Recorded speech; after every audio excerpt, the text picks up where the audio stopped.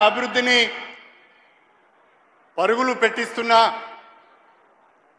Station Ghanpur నియోజకవర్గం పైన అత్యంత ఆదరాభిమానాలను చూపిస్తూ 800 కోట్ల పైచిలుకు నిధులకు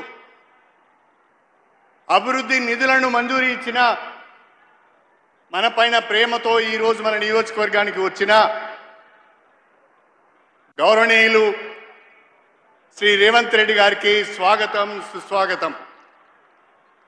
వేదిక పైన ఉన్న గౌరవ మంత్రివర్యులు శ్రీ పొంగులేటి శ్రీనివాస్ రెడ్డి గారు, గౌరవ మంత్రివర్యులు శ్రీమతి కొండా సురేఖ గారు, గౌరవ మంత్రివర్యులు శ్రీమతి ధనసూరి అనసూయ గారు, గౌరవ పార్లమెంట్ సభ్యురాలు మొన్నటి పార్లమెంట్ ఎన్నికలలో మీ అందరి ఆశీర్వాదంతో వరంగల్ పార్లమెంట్ ఎంపీగా ఎన్నికైన డాక్టర్ కడియం కావ్య గారు, వేదిక పైనున్న పార్లమెంట్ సభ్యులు, వేదిక పైనున్న శాసన సభ్యులు, శాసన మండలి సభ్యులు, వేదిక పైనున్న కార్పొరేషన్ చైర్మన్లు, జిల్లా పార్టీ అధ్యక్షులు, స్టేషన్ గన్పూర్ నియోజకవర్గానికి చెందిన ప్రజాప్రతినిధులందరికీ, నాయకులందరికీ, స్టేషన్ గన్పూర్ నియోజకవర్గంలోని 7 మండలాల నుండి మారుమూల ప్రాంతాల నుంచి మా ముఖ్యమంత్రి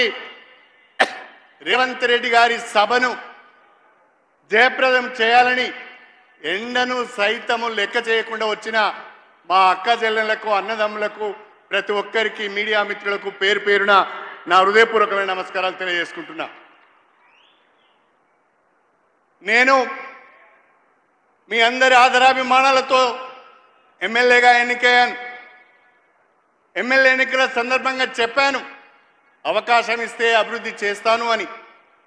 మీరు నమ్మి నాకు ఓటేశారు। ఆనాడు నేను ఎమ్మెల్యేగా గెలిచాను। ఎమ్మెల్యేగా గెలిచిన తర్వాత ప్రతిపక్షంలో కూర్చోవలసి వచ్చింది।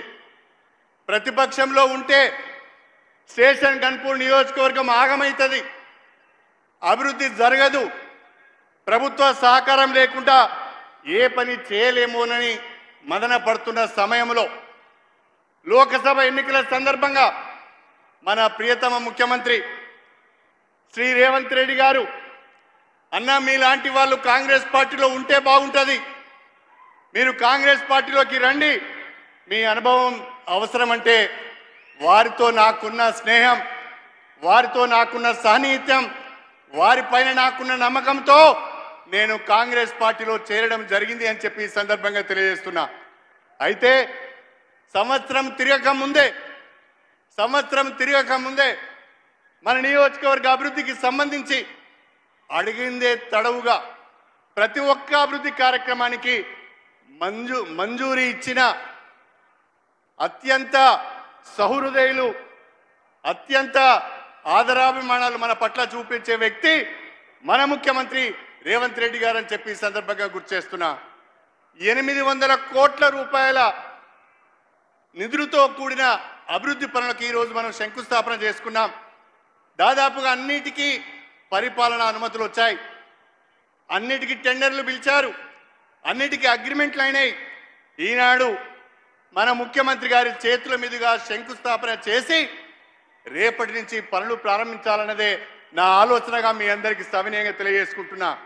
ఈరోజు ముఖ్యమంత్రి గారి సమక్షంలో వేదిక సాక్షిగా, మీ అందరి సాక్షిగా నేను మీకు ఒక మాట ఇస్తున్నాను।